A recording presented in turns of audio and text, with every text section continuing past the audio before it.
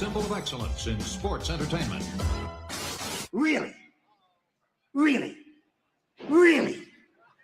You remember what I said last week? You are cursed!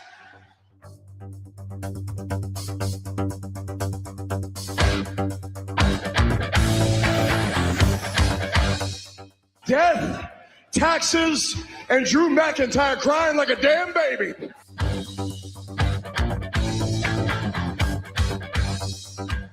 But the question is, if you can beat me, can you handle the burden of this title? If you can't beat me, can you handle the burden of having to acknowledge me? But you can't blackball me. They can't blackball me. And listen up. I can gleefully stand on the bridge and blow it up because, bitch, I know how to swim.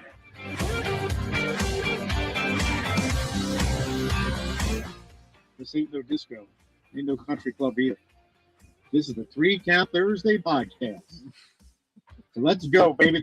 And I think at the end of the year, the OTC can get some. Hello, everyone. Welcome to 3CT. We are live. It is May the 28th, 2026. We are glad to be back with you. We hope you are doing well wherever you are, closing out the 5th month of the year. And we hope that you are having a good weekend, ready for the weekend. Give us a like, subscribe, follow on all channels at 3 Count Thursday across the board. Always the number 3, never the word 3. You can scan the QR code, top right corner of your screen if you are on the video side. You can also grab your 3CT merch over on our TeePublic store. You'll see a few examples there on the screen as well. Would certainly appreciate you grabbing some of that. There's some new stuff, some old stuff everywhere in between, and haven't had any new merch up there in a while, so maybe in time here we'll be adding some more pieces to it. You can also reach us on our voicemail line, 717-473-7833. And we'd love to hear from you. Tuesday show, Thursday show, does not matter. Would certainly like to hear your voice.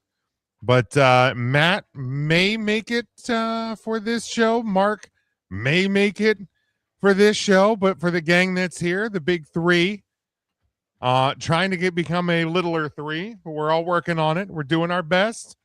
We'll start down on the bottom there. Tim. You all right, girl? I'm so good. Just got done with, I just came back from a near 3-mile walk after work. It feels good when you get incentivized by your place of employment to put feet to street and get out there. So that's exciting. Big thank you to, hey, I need a breaking news sounder really quick. There it is. Thank you.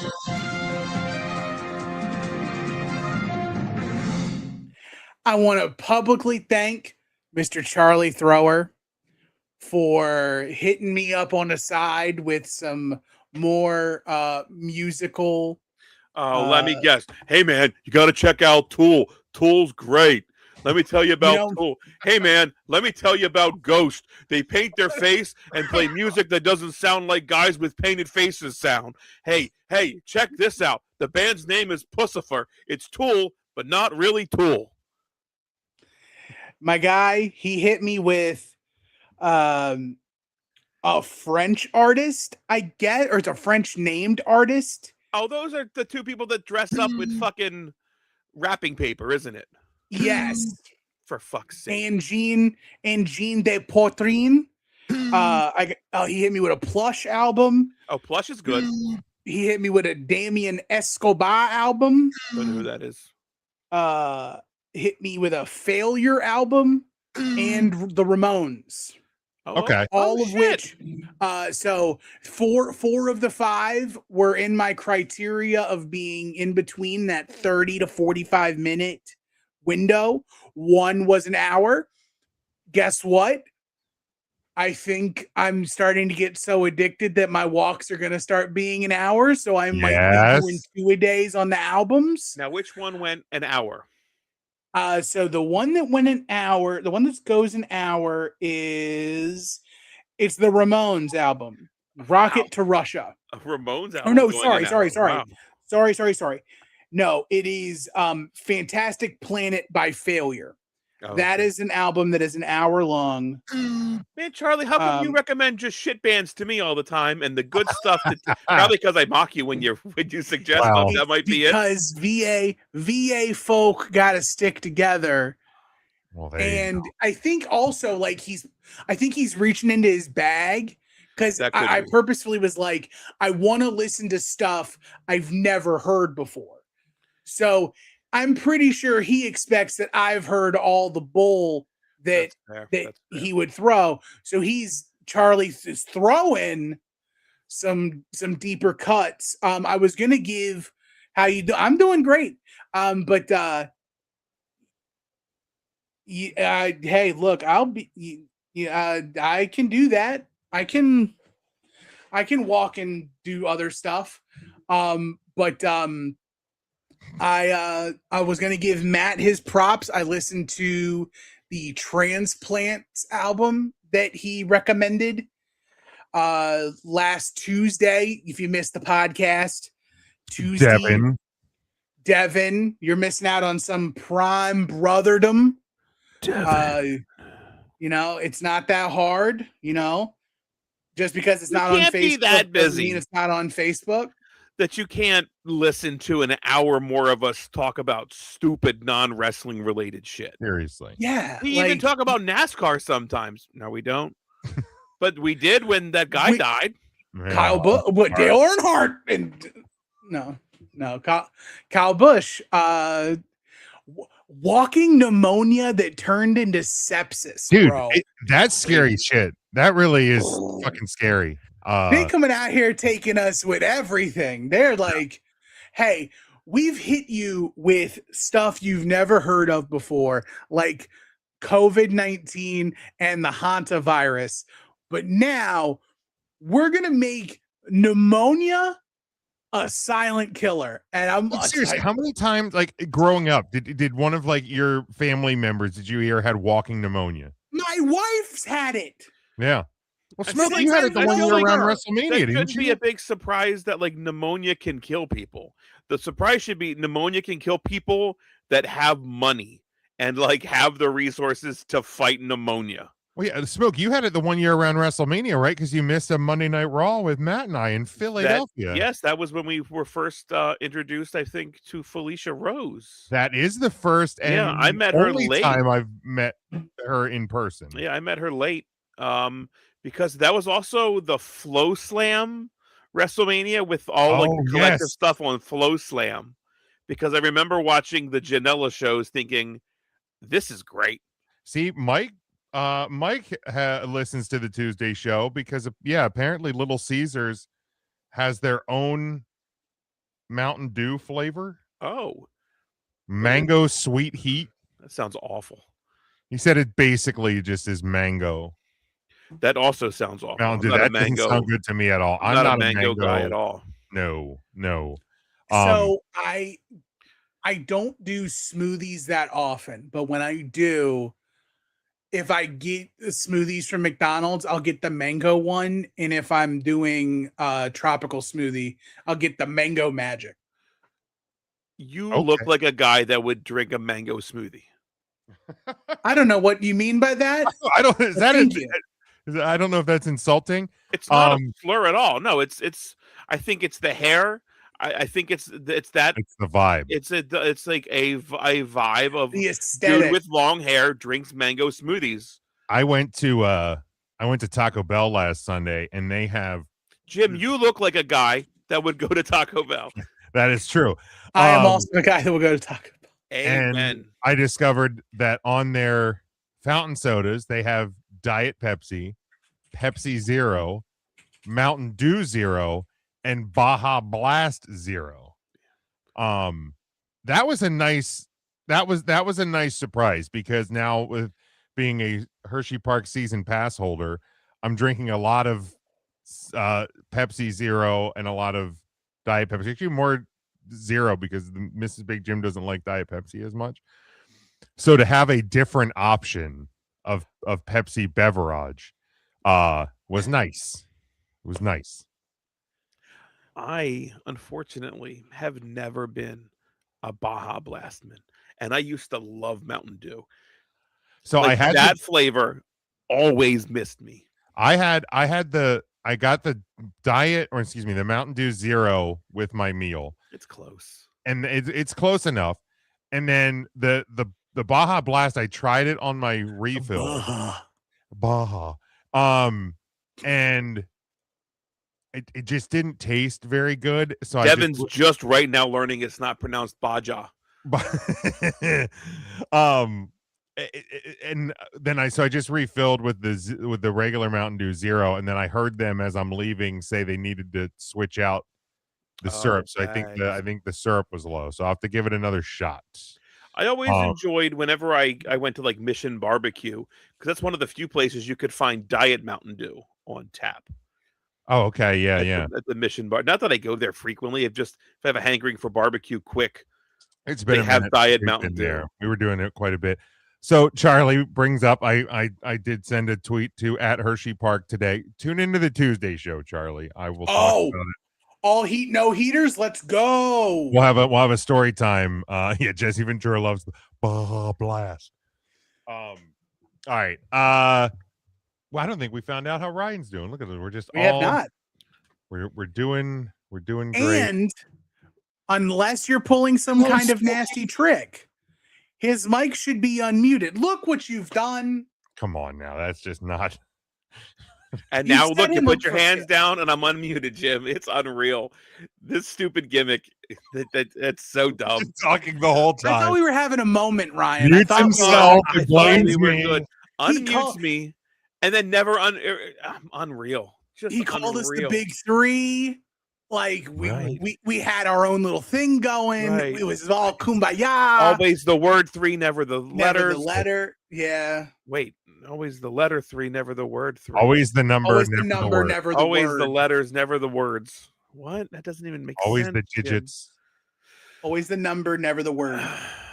Never the word. I'm glad we got talking about food already out of the gate. Like, we're off to a strong start. We're doing it. I don't think Matt's joining us.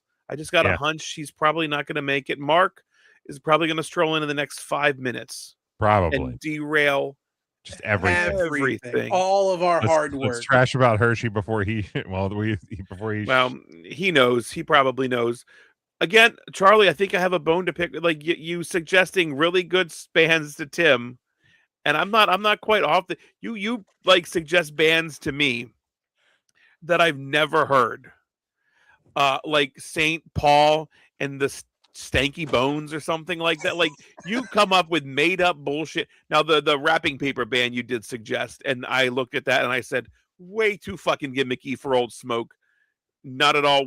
Could you put in the chat what the band's name is? And maybe we can find a picture of what these guys look like. Yeah, please. Because I immediately saw it and was like, this 100% is not something that 42-year-old Smokey is going to try to get into. Like, that's just not going to happen.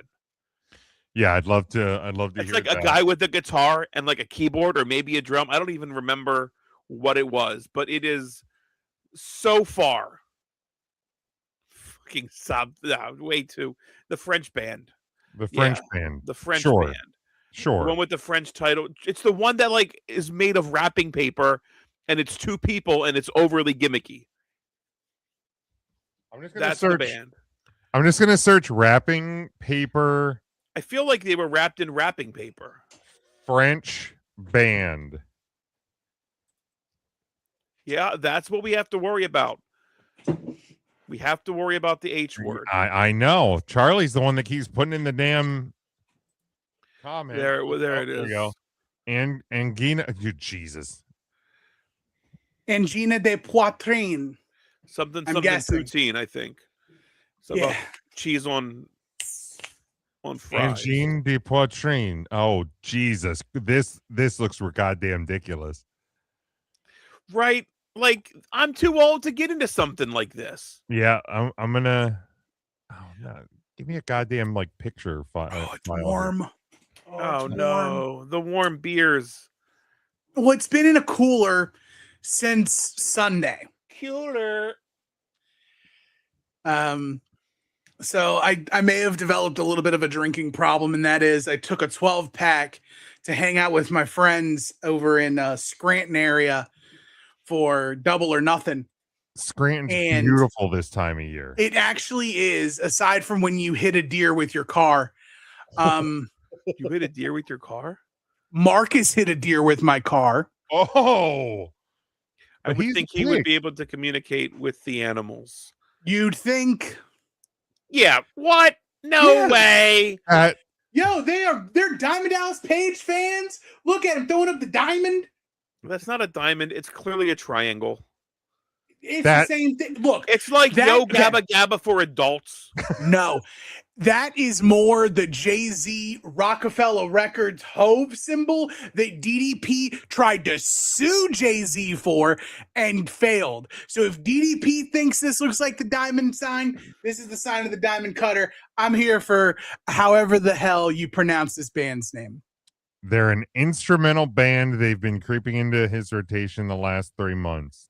All right, we'll see how it is. And if I listen to it and I hate it, you're dead to me, Charlie. You're dead. I'm cutting you off. At least Tim's giving it a shot because he's tried. Yeah. He slid that name into my algorithm. And I'm like, Charlie, you don't even know me, brother. He said, and I told you it was a gimmick. Just try and let me know what you think. I'm going to listen. I'm going to give it. I'm going to give it. Corona? Is that a new band too? What the hell is that? Sunburst. That sounds like a gimmick. But my problem was I took beers down there. We had some, but another person brought some Modelo's. Long story short, I ended up bringing home more beer than I took with me. It's a good night. No, I don't drink. So like I'm purposely finding places to consume 140 calorie beers. By the way, I'm trying to lose weight and y'all are giving me these empty calories. You should never come home with more beer because at the very least, the beer that you take should never come back with you. That should always remain at somebody's house. I bought a 12-pack of Coronas. Corona because we're all fast and the we're all Fast and the Furious people. So we had to do it. You should have drank a couple on the way home then. Corona Sunbrew Citrus is a refreshingly flavorful take on a traditional Mexican beer brewed with real orange and lime peels. It combines the bold citrus flavors with traditional Mexican beer that pairs best with the day in the sun and your friends by your side. That sounds wonderful. That sounds like golf course beer. That sounds like beach beer. That sounds like dinner on outside on a patio beer. Oh, I love dinner outside on a patio beer. Said nobody ever. That sounds real good. Sounds real good. I'll have to give that a try. I love watching Tim you struggle through this because it looks skunky. It's just warm. Like that's tough. It was cold to the touch, but it was warm on the inside. Throw that shit in the freezer real quick. I can't. I might as well just finish it. Attaboy, Tim. Attaboy. Poison. Yes. That's the way it goes. Not even the band. I'm gonna wash it down with a questionable chaser. Not because it's bad, but because this is gonna be a weird mix. Yeah, beer right into Pepsi Zero is a choice. Speaking of Pepsis, and I swear we might talk about wrestling sometime in the show. We're good. There was a lot of wrestling too. I can talk forever, baby. I was at my local discount grocer, and they had soda cans, three for $1. And within the Pepsis, they had those prebiotic, the fiber sodas that Pepsi bought out one of the companies. I forget which one. So I tried there was one of each. There's the regular and the cherry vanilla. I tried the regular today, and it was very good. So I think it's 8 grams of fiber while drinking my soda because I'm an old. Nice. So I went from having a fridge full of beer to having fiber sodas in my. Good luck with the boom booms. That fiber is gonna do a number in your tummy. Oh, I'll be fine. Have you noticed on the side on our side chat that if a person actually asks a question, there's an icon in the text bar that shows it's a question? I see that now. Look at that. Yeah, that's actually kind of cool. I do like that. And also when you put one up on the thing and then take it off, it basically marks it as Grays it out. shown. Yeah. Yeah. Wow. StreamYard, they earning this money. We keep feeding it for no reason. Freaking they better with the amount that we pay them every year. We're even on the cheaper one. You're an old when you're upset and an overpriced grocery store goes out of business. Is there an overpriced grocery store that went out of business? Yeah, Wisers. He's talking about you. Oh man, Wisers. Charlie, that's a local business, you dick. That's worse than what's worse than drinking that was burping it. Ugh.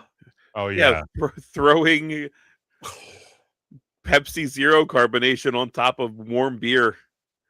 Come on, Tim. That's rough. That is rough. All right, well let's go to the news. Let's do it. Oh, yes. No, we're cutting it. Hold on. This is 3CT News with Big Jim. I'm doing well, Ryan. Thank you. I wanted to know. Thank you. I appreciate it. I've only worked 2 days this week, and tomorrow's Friday, so we're doing great. We're doing really, really well. Oh man, dude, we were doing so well. I feel like we have to play the news bit again now that Mark's here. Mark, did you hear it? We don't. Well, I've been here since the opening, and you didn't put me in the show. You were not here. You had your camera off. Well, I was sitting waiting for you to let me in. Charlie, you're he's not wrong. Jerk. I've been sitting here waiting for you to let me in. I said, let me in. You're talking about beer. You're talking about Hershey Park. You're talking about Charlie's music. You're upset. You never said let me in. Well, I went back to go in to say let me in, but then I would have left. You showed up. You turned your camera off, and then you disappeared. I was just waiting. So I was sitting here the whole time. There. I was sitting right here with little indie girl and little po boy the whole time, Tim. The whole time. Okay, the whole time I was sitting here just waiting to get let in. I had a lot to say about Wisers and about Tim's warm beer and Tim taking 3 mile walks. Dude, he was here the whole time, Jim. This doesn't look good for you. You mute I'm me. Upset. You don't let other co-hosts in. His camera was off. If you show up and you turn your camera off, I assume that you're not with us at that moment. Oh, I was here and I was ready. I'm sorry, Mark. I can also add you or remove you, and I should have added you. I was here and I was ready. Now I'm upset. Sorry. I figured I can you remove were. you too. See, I figured you weren't here because you were moving studios or coming home from trivia or whatever. If he was in the studio, he would be in the studio, Jim. I was sitting in the little queue waiting to come in. I was there. I thought we had rules. I didn't see you, but I Mark, banged on the door, Jimmy. Did you hear the new news sounder, Mark? Yes, and I liked it a lot. It made me LOL, Tim. Good. Well, that means laugh out loud. You were we wouldn't be able to see you because you weren't on the screen because Jim was being a bully. You're nothing but a bully, Jim. Okay. Now, Tim, I know the bar closes at 11, and I hope you never finish that beer. Tim, you know all the words to Just Like Heaven. Hi, boys. And Tim, now I know why he wrote them. Now that you're standing here. She was a full-time bitch. You're darn right she was, and she probably still is. And let me tell you another thing. Tim, one night I was bored in bed, and I stalked you on the internet. She's a good bitch.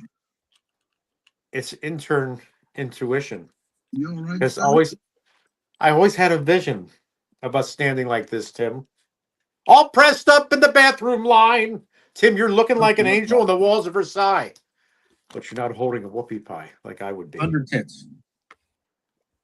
Well, I don't know why I said that one, but it's funny. Tim, I'm the most alive I've ever been. Touch it in the back. He said, touch it in the back. Now, Tim, if you make me upset, I might drop dead. Hi, boys. Hi, everybody. Hey, Meemaw. Hiya, Meemaw. Meemaw, we're still doing that from yesterday. I actually have hold on. I have a word on the street from a caller. Oh, They Devin wanted Cullen. they wanted to say something about Mark's bullshit. I believe we have Conan on the line. Famous luchador Conan. Conan, what are your thoughts on Mark's bullshit? That's enough. Thank you, Conan. I appreciate you. Thank you. Conan. What do you say, the Mark, barbarian? Barbarian. Any of you three boys, sorry, Rim, you're not local. First off, I don't know who Rim is. Who the fuck is Rim? Oh, Rim Tim. Rim Talking about him, he's only like an hour-ish away. And That's local enough. You just have to make plans this weekend. Gonna be tough. I'm watching my mother-in-law's little nasty, smelly, stinky hot dog. He says, want to see Obsession or Backroom this weekend at Penn Center? I don't know what either of those movies are. Obsession going to the back room. Back room's probably a looks horror. Great. Yeah, they're both horror movies, Jim. You will not like. Oh, I'm out. Oh no. Is Brian at wrestling trivia? He's probably upset. I should have been there. The way you've treated me so far tonight, I wish I would have went there instead. You should have went there. You could have Okay, defended the Meemaw. free CT. All right, you'll have to tell us what the Meemaw shit's about, because that's the third time. Are you poor, Tim? Because I'm rich. Oh my god! I'm just checking receipts here, make sure none of y'all are stealing. I heard that about 40 times. The funniest part last night at trivia is I asked Mark within the first, 5 minutes he was there, what the hell was wrong with him? And then I looked at his loving daughter and I said, does this ever bother you? Like, does he ever bother you? She goes, no, he's fine. This is just normal. He's fine. Less than an hour later, his loving daughter stares him straight in the eyes and says, what the hell is wrong with you? I was fired up last night, okay? He was on one. Here's the deal. If you guys haven't picked this up, we are all five of us are actually really, really close friends. We don't just talk about wrestling. We hang out with each other outside of the show. We do things with each other. We go to markets. We taste delicious bakeries. We go to sub shops. We go to trivia with each other. This is a regular occurrence for us. Yeah. Sometimes not all of us together. Mark's usually the one to start trouble. Cousin Brian in the comments sometimes shows up for trivia. Devin's upset. Devin's upset. Oh, Devin's gonna fight Tim. Devin's gonna fight Tim. It's not a dachshund, it's a chihuahua. Shut the fuck up. You called it a wiener dog. You said a wiener dog. He's a mix. He's a half dachshund, half chihuahua. He's a chihuahua. Beautiful animal. So he's a wiener dog with a chihuahua attitude? He's a chihuahua with a hot dogman body. I love how Charlie and Devin put up basically the same comment. Devin meet Charlie, Charlie meet Devin. Yeah, there you go. Guess what? Look at that. You guys have friends. You know what? You guys could do 2CW and do your own podcast on Wednesdays and hang out by yourselves. However, 3 Count Thursday is a 5-man operation. Yep. Like, I'd listen. I'll put this in the conversation. It was never 3 people doing the podcast. It was always 3 count to finish a match. It was never the amount of people podcasting. The band. Correct. Yeah. So I'm going to put this into language that Charlie can understand. So Big Jim is Mike Powers and Ryan is Bobby Fresh. That means that Mark is probably fan of the game Alfredo Torres.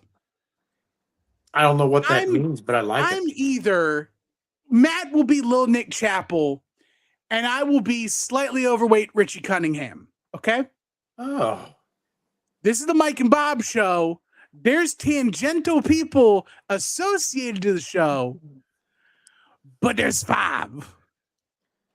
I know you said that was going to explain things. To Charlie. I think that okay. Yeah, that put Ryan and Mark in the dark. Yeah. It's okay. I don't have a clue. Sometimes you speak to an audience of 1. Yeah. You could have been speaking Swahili, and I'd have been like, I still don't know what you're talking about. Mhm. Those are all names I've never even heard of. Oh, Mark, some sort of to be- Alfredo guy? No clue. To be alive in the world of afternoon drive time radio in the Hampton Roads area during the mid 2000s. Cousin Brian is Popeye. He's Popeye. Also, he looks if more you like were Popeye, would you be more like- Popeye with a crust or a Popeye with the noodles? Noodles. I Or bet he is has a that pot- crust. That's pot pie. Pot pie. He's Oh, Popeye. not Popeye. Popeye. Now, is Very he good. Popeye the Sailor I would Man be- or Popeye the Chicken Man? I would He's be more Popeye like- the Chicken Man, spicy with a biscuit. Sure. He's like Eugene the Magical Jeep. Dude, those biscuits are so good. I do love some Popeye. All right, so I stopped at Popeye's. Story time. Popeyes. Hell down yeah, in let's Delaware. And I went into the Popeyes and I ordered my food. And there was two people working. They were slightly understaffed, but the lady I gave my food to or placed my order with, her name on her name tag was Mama. And that's all it said. Mama. And I'm like, this is going to be the best goddamn Mama. Popeyes I ever had. They're cooking. The lady in the back yells up, Mama, how many chicken tenders did he order? And I was like, holy shit. Everybody calls this woman Mama. I love that. This is going to be, it was so good. So they're busy. I sit down, they're making my food. They're like running shit out to like the mamas, like running shit out because the drive-thru is getting backed up. She goes, I didn't forget about you, hun. Don't worry about it. She called me hun. Dude, I was Now you're Oh man. freaking good. And it was so hot, so fresh. too hot. Mama took care of Too it. hot, Mama. Too Oh. hot. I love that Mama. for you. Too hot, Mama. Love it. Mama, too hot. How much sugar did you put in your unsweetened tea that day? I didn't drink the unsweetened tea. I'm sorry. How much sugar did you put in? If you're saying Mama and your food's too hot, you sound like Noisy Frank. Oh my And we God. know Frank. I Noisy Frank. Yeah. I put about Noisy 3 Frank pounds. loves his sugar, Tim. Well, Noisy Is Frank fell Noisy down. Frank one of the fake people that you've made up at Roots Country No, Market? See, is exactly right. Mark is now talking to one person and one person only, and it's his brother Matt, who is the only other person who knows about Noisy Frank. No, I bet cousin Brian knows Noisy Frank. Probably because you've beaten him into submission. Because the Hottenstein family brain damage is hereditary. There it is. Noisy A Frank. worm. 5 seconds of sugar is unacceptable. Wow. Okay. Yes. All right. Yes. All right. Mama, back too hot. Big Shut Jim, we up. have news. Back to the news. In Me November all. 2023, WWE shareholders filed a lawsuit against WWE concerning the TKO Yo, merger, as this is reported by crazy. PWMania.com. The lawsuit claims WWE's investigation into former chairman Vince McMahon was a sham and that he manipulated the sale process to Endeavor for his own benefit. Brandon Thurston from No. Post Wrestling reported that Vince McMahon, Ari Emanuel, Nick Khan, and Triple H are expected to testify as witnesses in the trial. The pre-trial order also lists Mark Shapiro among the witnesses, along with several others. Stephanie McMahon is another name on the list, and plaintiffs may call her to testify either live or via deposition.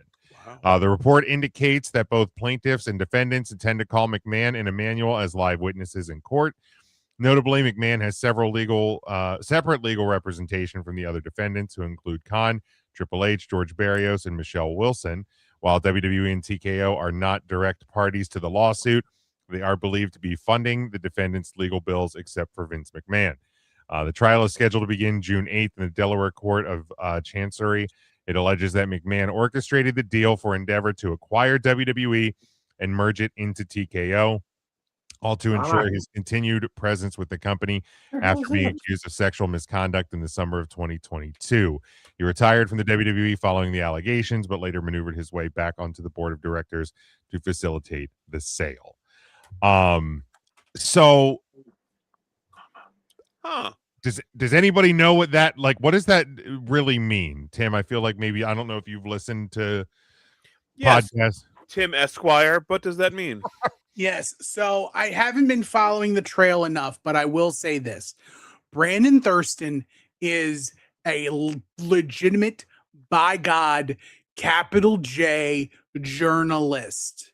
Okay. Who happens to be covering the Sport of Kings professional wrestling.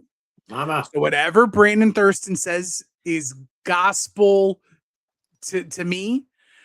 The one thing that is interesting is in the beginning of this, the fact finding, there was text messages that were being requested of intercommunications between Ari Emanuel and Triple H and Nick Khan and Stephanie McMahon and Vince McMahon. They were all using Signal. If anybody has been watching or paid attention to anything political over the last 12 months, Signal was used to discuss some private political matters that ended up going out, and as they said some stuff in those channels too. So maybe Signal is more of a systemic thing that those related to the Trump administration use, but that's just a fun aside. Okay. Now, the real part of the story is Signal has a feature much like Snapchat where it will automatically delete messages after a set period of time. That's called an obstruction of evidence, which is now going to look horrible for the McMahons, Nick Khan, Ari Emanuel, and the whole lot. Well, but apparently, yeah. If there's one thing I know with rich billionaires, it's when they do stuff illegal, they always end up having to pay for their crimes. So yes, we got that going now, for us.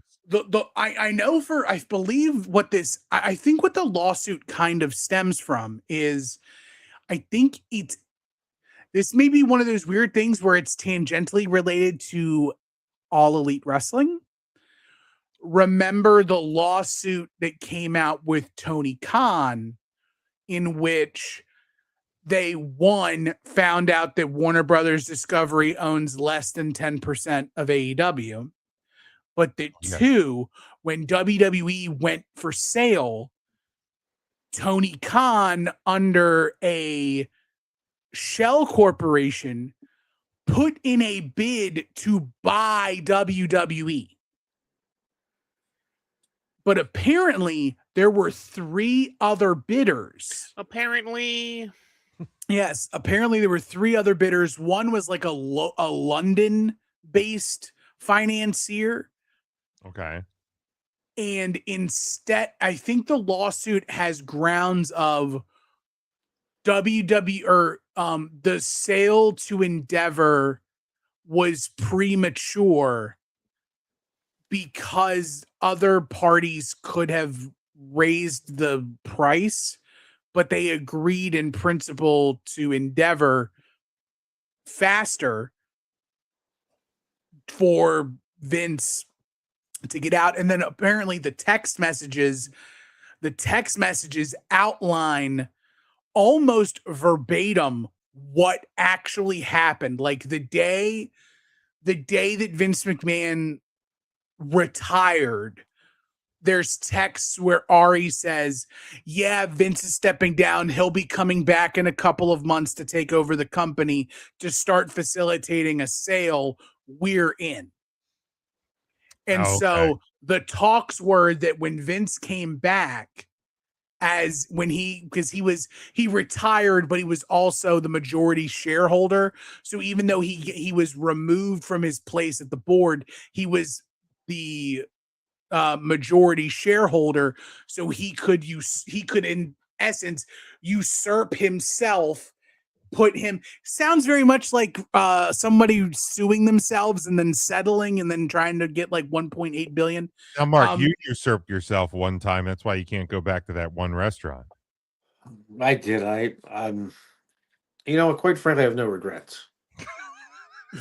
I'd do it again. But so the texts like outline almost verbatim what happened. Okay. And so I think that the lawsuit that's come up is the other shareholders who had WWE stock are suing because Vince did not maximize. I've said this before. The number one priority for any publicly traded company is not to make customers happy.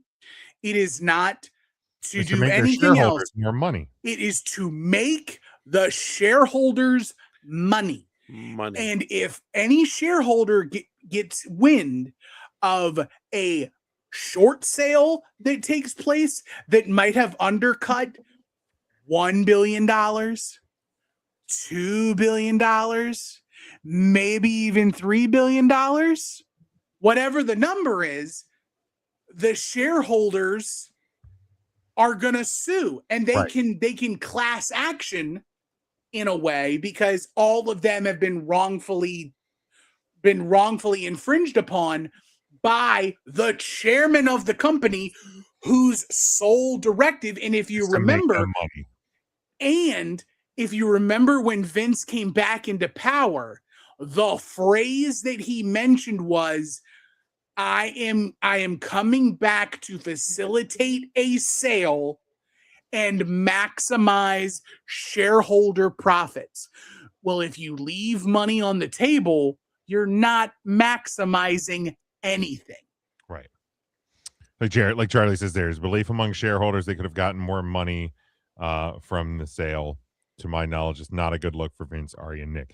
No, it certainly doesn't seem to be. And yeah, text messages disappearing and things like that, never a great look. But again, if we've learned anything, all incestuous. If we've learned anything over the last year, 5 years, 10 years, 20 years, 30 years, 40 years, 100 years, millionaires and billionaires don't care if it looks bad because they're not going to have to pay for it anyway. But we'll keep our eye on that story. Obviously, within the next couple of weeks, trials set to begin, so we will we'll try and keep an eye out for what progresses there. Last piece of news for this week: in the latest edition of Fightful Select Answers Q&A, Sean Ross Sapp addressed a fan question about AEW's plans for Mick Foley following his signing and appearance at Double or Nothing. He noted that AEW anticipates Foley being present at all pay-per-view events and several television shows for the foreseeable future. This indicates that AEW intends to feature Foley regularly at their events, especially now that he has a contract in place. There's currently no information regarding whether Foley plans to return to the ring in AEW, but Tony Khan mentioned during last week's Double or Nothing media call that he would love to see Foley wrestle. Additionally, Foley participated in an in-ring segment with MJF during the Double or Nothing buy-in, where MJF ultimately delivered a low blow to Foley before Darby Allin made the save. So, yeah, good to see Mick on TV. Like we said last week, I think it was probably only a matter of time before that happened once he told WWE to kick rock. So good on Mick for collecting that bag. And from the videos that I saw, now I didn't watch the buy-in or Double or Nothing, but from the videos I saw online, Foley seemed to have a little bit of spring in his step. He looked like he's doing pretty well. So look, I'm not saying I want a Mick Foley retirement tour. I'm not even saying that I want a Mick Foley match. But if Mick wants to have more of a proper goodbye, a one-off sort of a deal, as long as he's in shape and safe about it, then we are good. Big Mac Jeff Jarrett greater than Mick Foley. Well, at least as a bag collector, he is. We know that for a fact. Well, I don't know, because Mick Foley has not invested a dime in anything. He sweatpants and ratty t-shirts. At least Jeff Jarrett, he'll spend a little money, but Mick Foley has saved money. He has. The one thing I'll say about Mick Foley coming to AEW is, if you've paid attention over the last couple of years, there's one name that Mick Foley himself has come out to say that he would like to have his retirement match against. Darby Allin. Close. Oh. It's Maxwell Jacob Friedman. Oh, okay. MJF. And who did Mick Foley have a face-to-face with during the Double or Nothing buy-in? Sting. MJF. God damn it. I was so close. You were close. You were close. Now, I don't know if it's going to be like a one-on-one situation or a two-on-two situation. I mean, it'd be real cool is if somehow this turns out to be Mick Foley and MJF versus Darby Allin and Sting. That'd be kind of cool. But I fully expect this to be MJF versus Mick Foley. But he's already stung. He's retired. Nah, Sting's got another one. So what? It's a lights out, non-sanctioned, not a real match. It's a fight. But he can't. He's not going to wear the face paint, is he? Yeah, he will. But he retired that. No, he retired that for autograph signings. Oh, come on. Yeah, you can't get his autograph with the paint in full regalia. He's just making. But old man Sting lives. Now, Tim, this is bullshit. He's just making up his own rules. You can't be doing that. Rules are rules. Yeah, he can. He's Sting. You to tell Real Estate Steve what he can and can't do? I bet. I'd like to. I know you would. I would too. I just would love Sting to show up somewhere and be like, "Hello, Mr. Sting. I'm your biggest fan. I love everything you've done. I'm going to cry right now. Can you sign this? Thanks." It was really sad related to older wrestlers and things. I saw somebody post a picture of Jericho yesterday, and they're like, and that was sad. But the sadder part was that they're like post a picture of your favorite wrestler that was wrestling when you were born and who's still wrestling today. And and they posted the picture of Chris Jericho. And I'm like, I don't think there is any left. What was the question? If there is a wrestler who was wrestling when you were born that is currently still wrestling. So it was like when I was born? Yeah. Oh, Jericho wasn't. Oh, okay. I know what you mean, though. Like for this person who posted, it was Jericho. Jericho. But I'm like, is there anybody still active who was wrestling in 85? Action Mike Jackson. Was Dustin Rhodes? No, but I got two. Oh God, who? We just talked about him. Jeff Jarrett and Mick Foley were debuted in 1986. Wow. I mean, I'd have to post Mick Foley in at that point. I'm looking for 1985 right now. Okay, yeah, look up 85.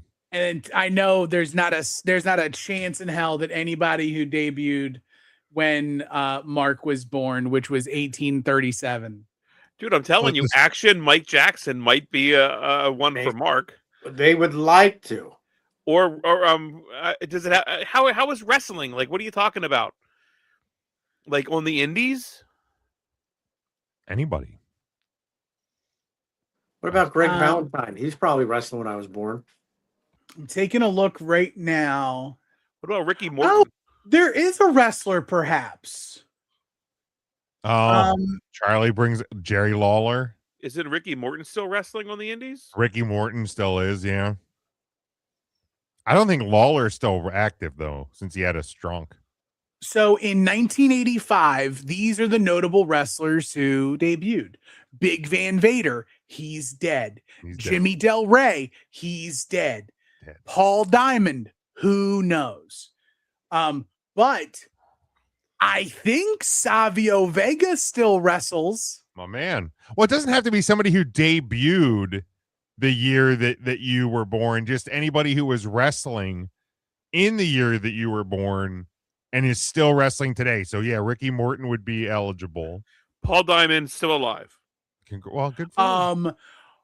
Ivory debuted in 1985. Yes. Wow, Sting Ivory. debuted in 85. Lex Luger debuted in 85. Well, they're both retired.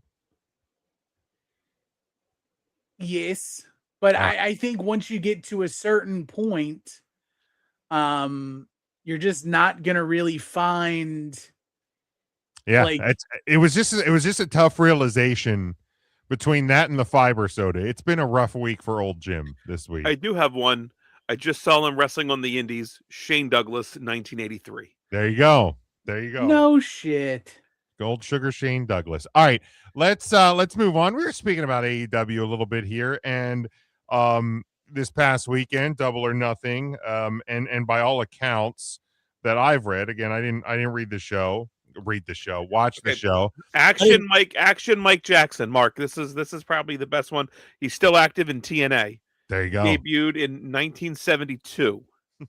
Oh yeah, then I'm good. He was wrestling when I Al was born. Snow debuted in 1983, 82, 82. No, Oh, 82. Al Snow. Mark's upset. Well, he doesn't wrestle anymore. He did that failed Kevin, T-shirt but line, right? AJ Styles is retired. He's not still wrestling. Come on, little Come spoon. on. Get it together. By all accounts, Double or Nothing got a lot of praise from wrestling fans across social media, some calling it the best show of AEW's tenure. Some people, at least according to Cage Match, it is higher rated than any WWE pay-per-view ever. So if you're wondering if Cage Match is a legit source, it still isn't. But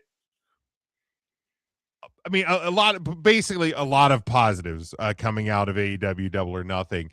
And I caught a few minutes of Busted Open on my drive home from the dentist the other morning, and Bully Ray was going on and on about how in the past there's kind of been a sense that AEW fans have kind of been in a position where they felt like they've had to defend themselves and defend the company like at all times on social media.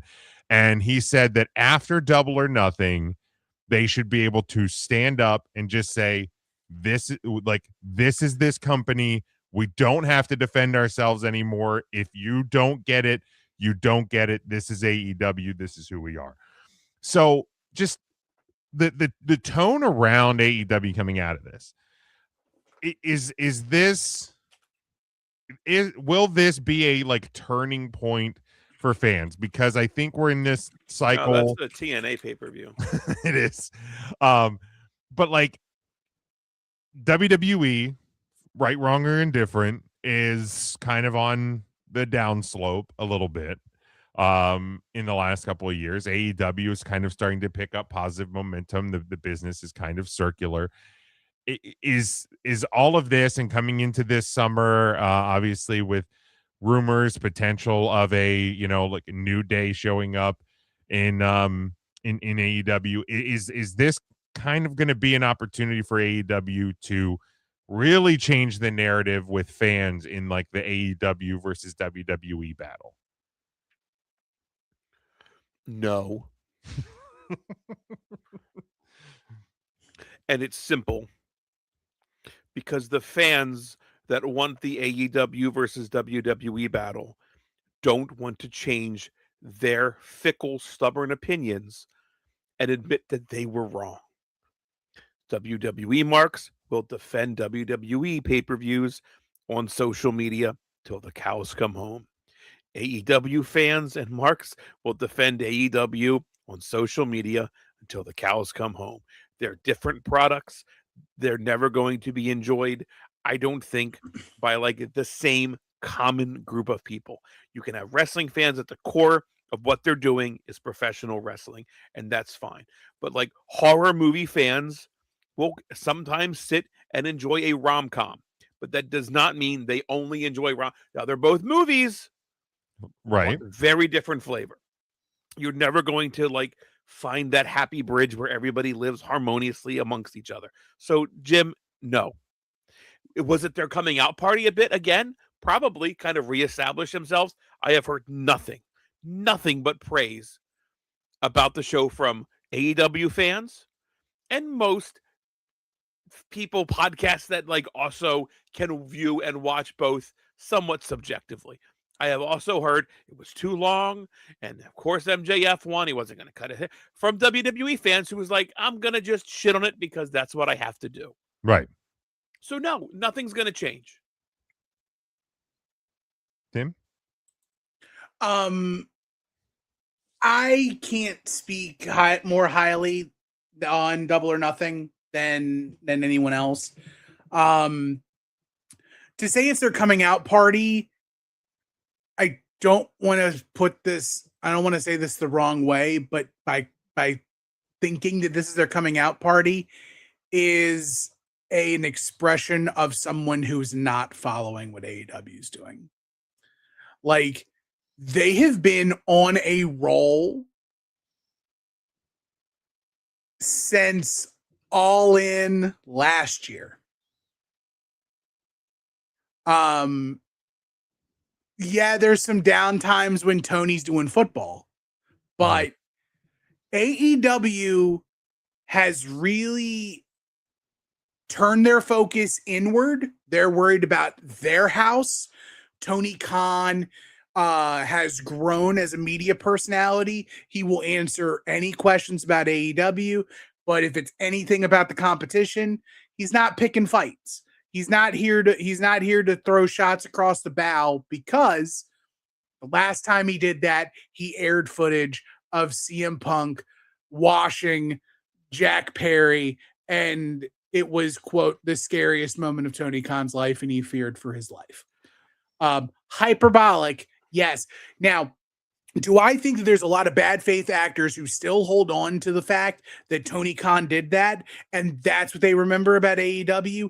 Absolutely. But to turn a phrase from MJF during the Ariel Helwani podcast, if anybody right now says to you, I don't like AEW because I don't like what they're doing, all they're doing is bullshit, ask them a question. What don't you like? Specifically, tell me what it is that you don't like. And if they can't give you a specific, they're not watching. They're absolutely not watching. The pay-per-views, That's not necessarily a fair fucking point. Dude, you could have tried. You could have tried Rocky Road 5 years ago and you didn't like Rocky Road. And that's all you need to know. I don't like Rocky Road. I've tried it and I don't like it. Who gives a shit if you ask me, have you tried Rocky Road recently? I don't know. I didn't. I tried it once and I didn't care for it. Not my flavor. There are other flavors. Taste change, though. I know Rocky Road exists. It sure does. But you can't assume I'm going to try it again because it did leave a bad taste in my mouth the last time I tried it. But what if, by chance, the same Rocky Road flavor that you tried 5 years ago, Turkey Hill puts out new recipe? Rocky Road. It's not the same ice cream. It needs to have my friend Tim or my friend Jim or my friend Matt or my friend Mark who have said, hey, have you tried this Rocky Road? I can say, nope, I've tried it before, but you really need to try it again because something's changed. Right.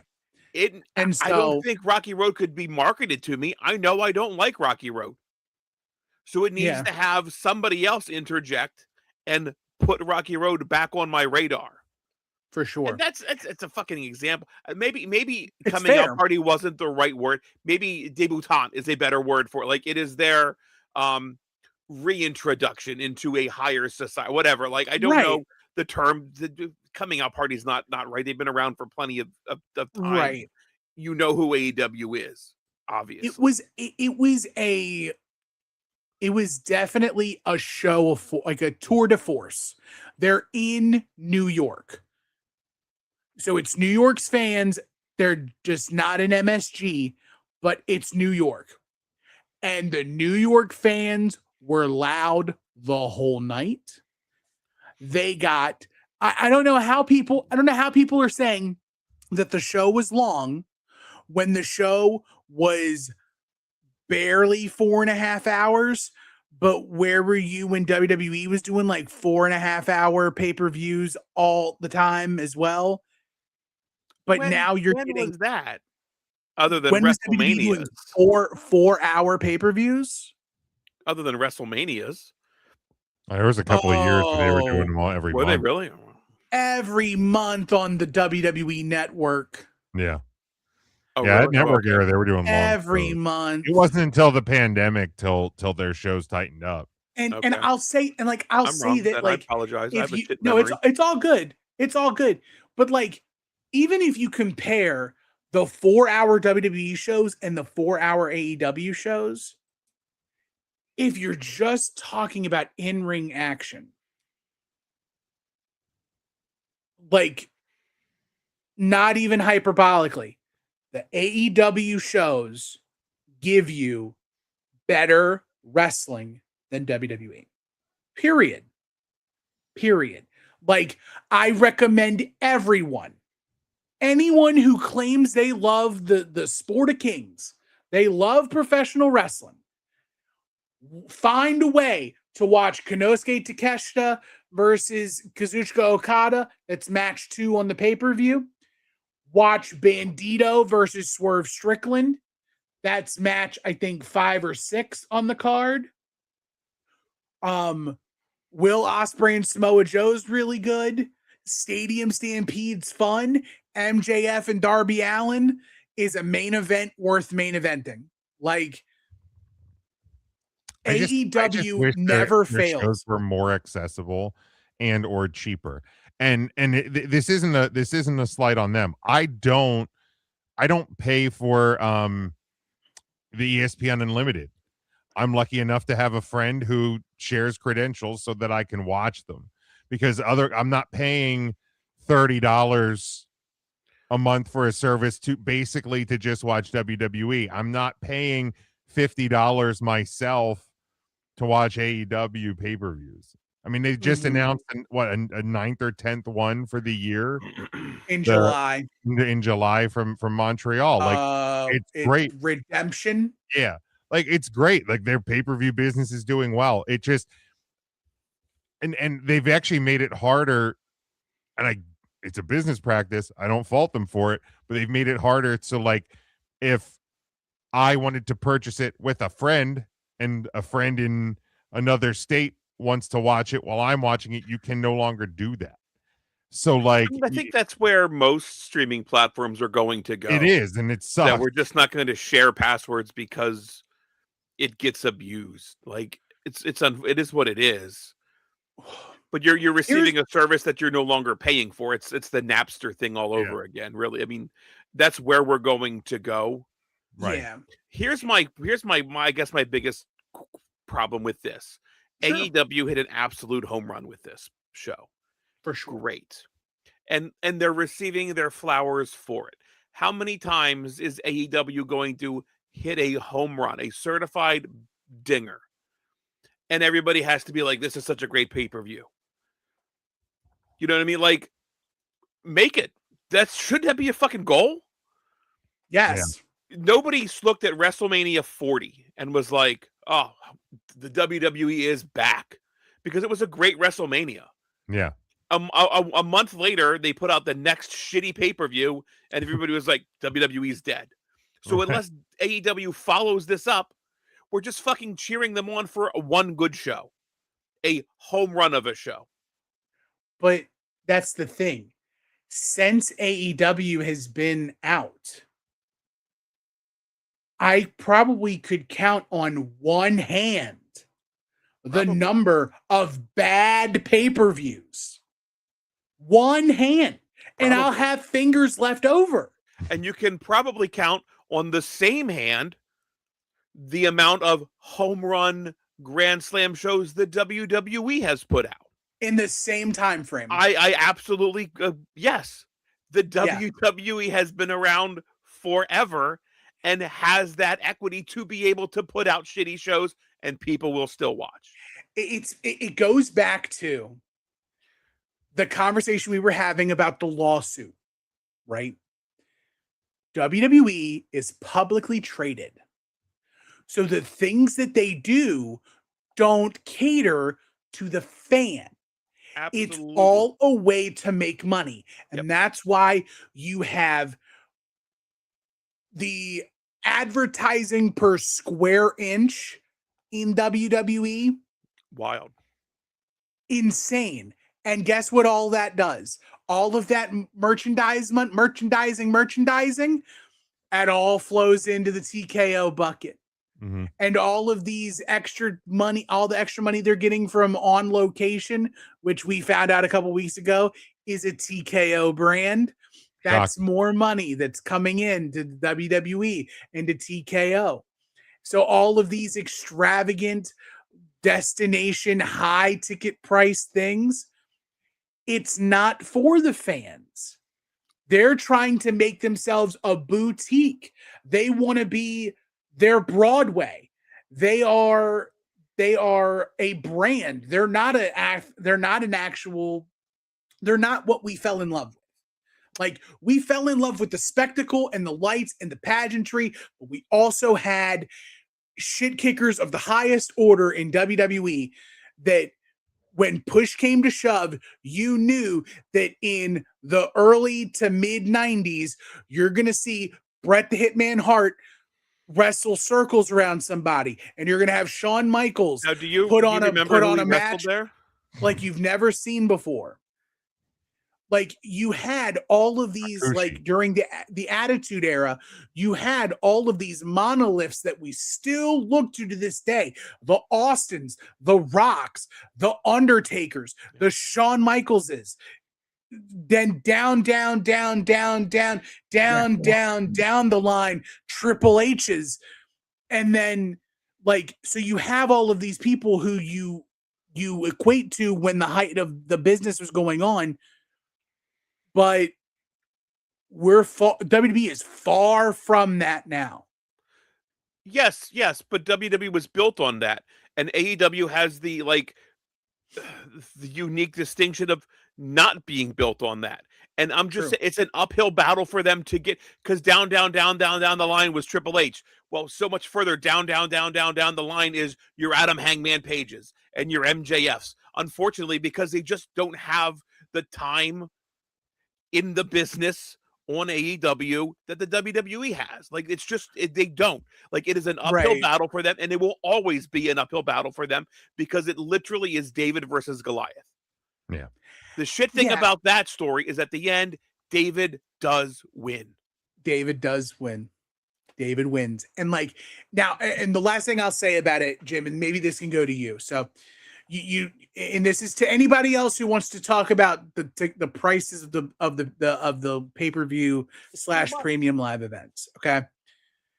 Keep in mind what I just said about the advertising and the money going to the shareholders. Okay. To watch a WWE to watch a WWE premium live event, you have to either subscribe to one streaming service monthly to have access to it for free. Correct. And WWE just gets a cut of the money every month, regardless of whether the people actually click to watch the pay-per-view or not. Right. Okay. Or you're international and you subscribe to Netflix. Okay. Those are your two options to watch a WWE pay-per-view. And the money doesn't just go to the WWE. The money goes to the platform that they signed an agreement to. Mm-hmm. Okay. But with AEW, you can buy the pay-per-view on HBO Max at a discount with your subscription. Or you can buy it on ppv.com. You can buy it on Triller. You can buy it on YouTube. You can buy it on YouTube. You can buy it, like, you can choose where you put your money. Correct. And when you buy the pay-per-view, that money, the most of the money is going to the company you're actually supporting. It is almost direct to consumer. Like, yes, all of these distributors are going to take their piece of the pie. They'll take their pound of flesh. But when you pay your $50 for an AEW pay-per-view, 30 of that, and that's just an estimate. I'm not in the money meetings, okay? But you can at least say AEW is taking home what? At least 50% of the cut of the money? Probably.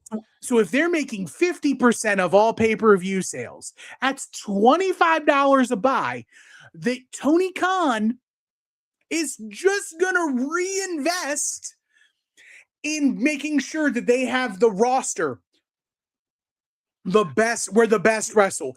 That's stupid if you don't know what he's going to spend the money on. Well, just look. No, but, and, but no, I using your understand what eyes, you're saying, he's- and don't get me he's wrong. buying- For me, he's acquiring contracts. He's going and he's finding these very unique venues. The Louis Armstrong Stadium is a stadium built for wrestling that nobody runs but them.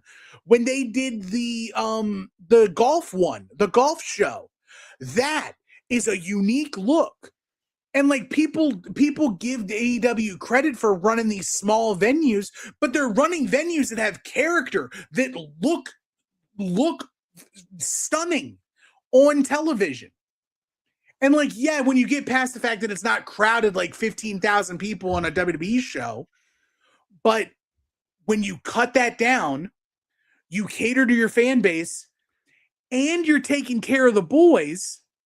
I mean, you hear stories left and right about like Eddie Kingston when he got hurt, not even on AEW's dime. He gets hurt doing New Japan. Tony Khan 100% paid for everything dealing with him. Nyla Rose has not wrestled a day for AEW in, I think, 3 years. She's still under contract.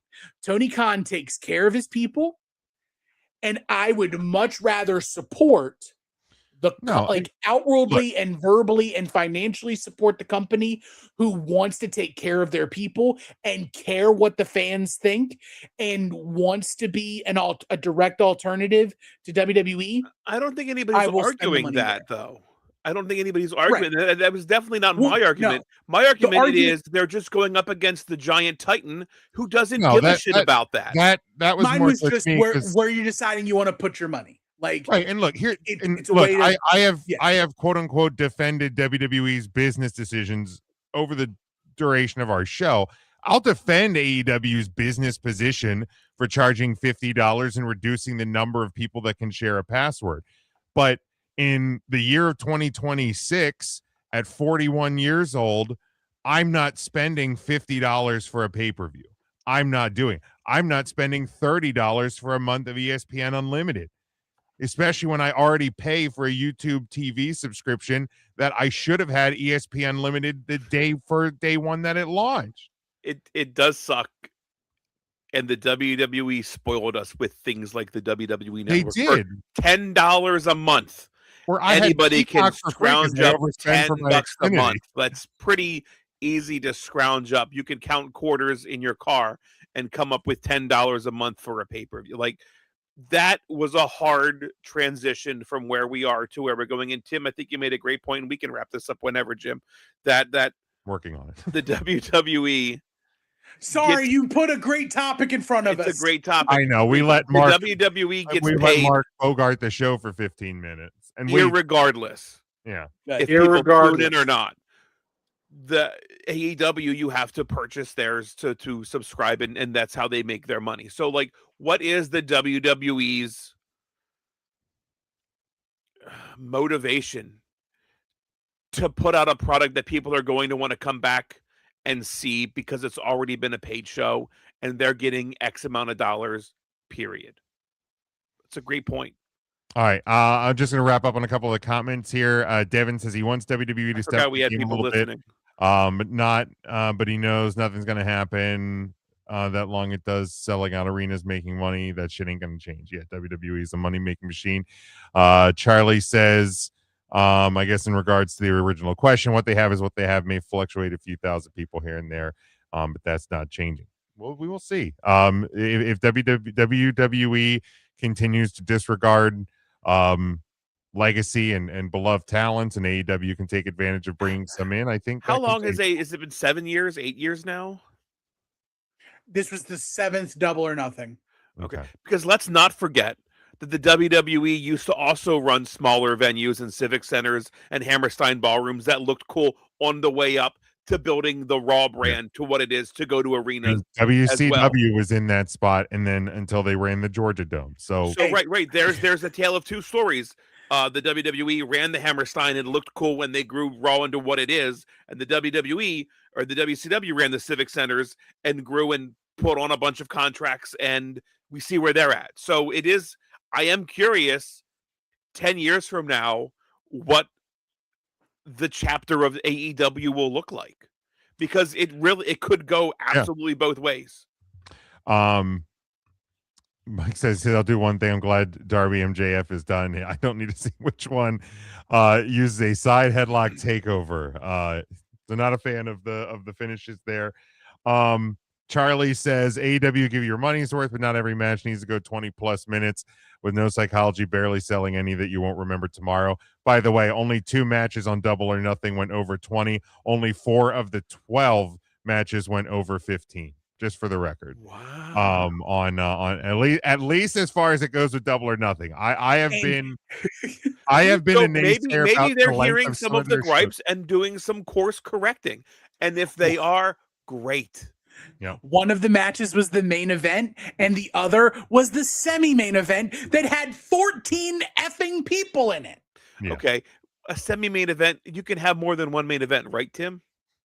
Mike says, Big Mac says, goes back to Flavors Ice Cream. Tim loves Rocky Road, AKW, because it's banger match after banger match, but he hates Cotton Candy, AKWD, because their shows are driven by storyline, make money for their shareholder. Yeah, I mean, that ultimately, whether it's wrestling, music, sports, TV, whatever, everybody likes the flavor they like. And I want to be clear. I don't hate cotton candy. I ate too much cotton candy. Bingo. And now I can't like, I'll still eat cotton candy. I will watch Clash in Italy. I will Cotton watch. candy is such a great example because too much cotton It candy. looks great. It looks great. It's fluffy. Disney just came out And with, it ultimately gives you a stomach ache. Disney Yep. just Oh, no. came out with I froze. the gray, like the cookies and cream, the gray stuff, cotton candy in Magic Kingdom. I can't wait to try it when I'm down there, but I know that'll be the first and last cotton candy I eat for 5 years. Too much of it gives you a tummy It ache. does. It does. All right. But we'll see. We'll see what happens, especially as we go through this summer. And if any Mark, what does Indiana Bones think? She's upset. There you She's go. upset. She smells another bitch on me. The number I saw of times Daisy that's today. happened. All right, let's go real quick from this Sunday, May the 31st, Oh, from the Inalpi Arena in Turin, Italy. It is WWE's Clash in Italy. We have 5 matches on the card. We will start with a WrestleMania rematch that we didn't know we needed until we still don't need it. Obafemi against Brock Lesnar. Mark? Obafemi and Brock. Well, Brock's got to go over on this one, right, Tim? He's got to. Does he? Yes. Tim?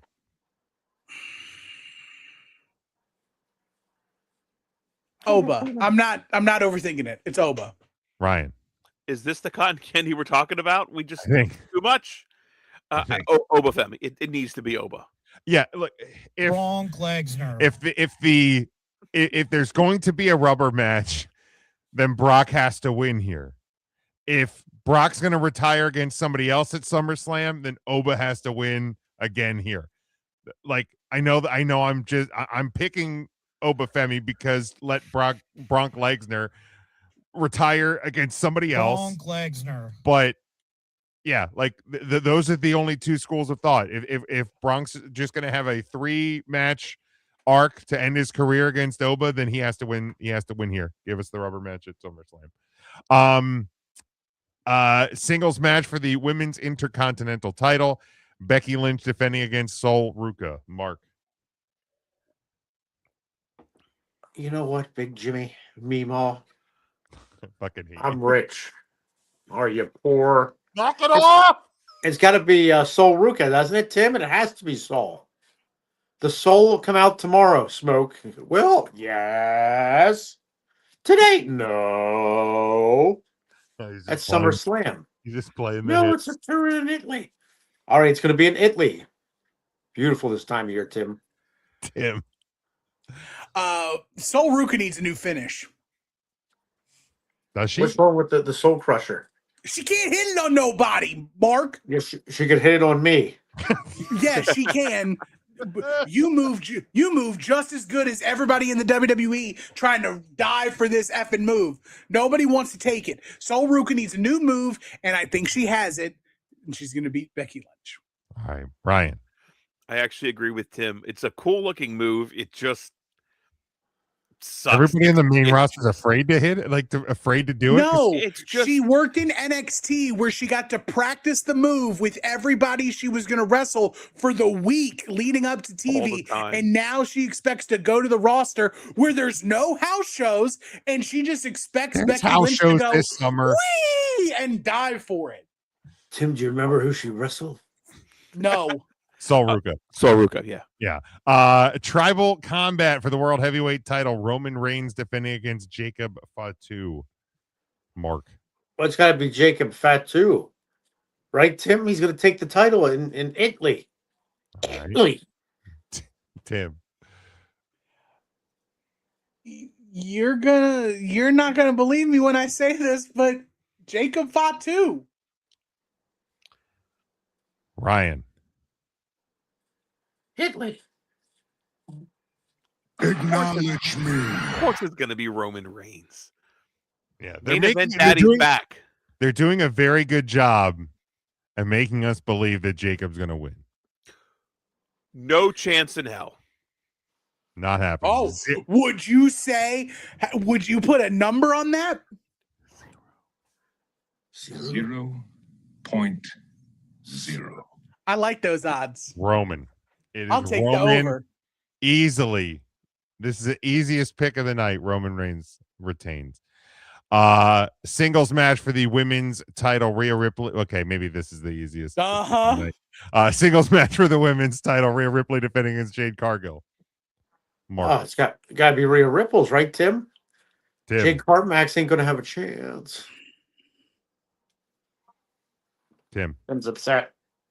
I'm upset that you just direct everything at me, and we just. You are next in line. You're next in line. Yeah, if it was but Smokey, I'd say It's Smokey. called a segue. it's not. It's called dementia. Jim rode the Segways at the mall. People mover. Yeah, this is the easiest slam dunk I've ever slam dunked. It's Rhea Ripley. Ryan. Yep. Yeah. Rhea. Yeah, Rhea Ripples. And then last one, maybe just as easy, singles match for the undisputed WWE title. Cody Rhodes defending against Gunther. Mark. Well, it's got to be Cody Rhodes, doesn't it, Smokey?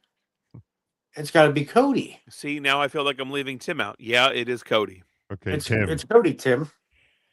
Everybody needs to get themselves a friend like Gunther. And let me tell you, Big Gunt is winning the big gold. The undisputed WWE Championship is coming to the ring now. Oh, wow. Give In me Italy. Gunther in Italy. Italy. I mean, I am picking Gunther because Because my you know wife. where I you can love get my your wife. ducks fit. I do not pick against that man in this house. And Gunther, the ultimate friend, bailing his pal out of jail for being a hero. His by the day way. one. For being a hero, by the way. But yeah, Gunther is my pick. Big Goose. Also, I will take the I need to. I believe we need to mention it as well.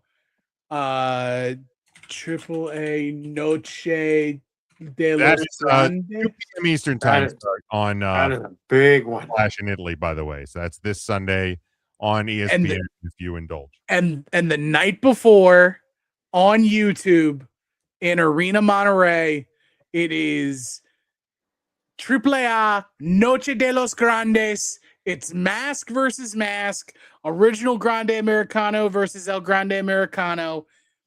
You want to see the one thing in WWE that I will fight for is Triple A, and by God, El Grande Americano is the whitest meat babyface in the history of WWE in Mexico. He's over. This card is gonna be fantastic. Lucha de Apuestas, El Hijo de Dr. Wagner Jr. versus El Hijo del Vikingo. Pagano and Psycho Clown versus the War Raiders. Laredo Kid versus Ray Phoenix. Check it out. It's worth it, Jim. Check it out. I'll check it out. I'll try to check It's it out. YouTube. It's free. It's free. That's the best price. It's the best price. And All right. money. And there's English commentary. Love it. All right. We ran long this week. Devin's the only one that's super happy about it. But we will be back on the Tuesday podcast side. You can still get that on YouTube as well. We'll be back here live next week. So make sure you like, share, comment, subscribe. All of us on social media at 3 Count Thursday across the board. Leave us a voicemail, 717-473-7833. Grab your merch. Give us a like. Give us a follow. Give us a subscribe. Until next time, stay safe, stay smart, and as always, go for the pin.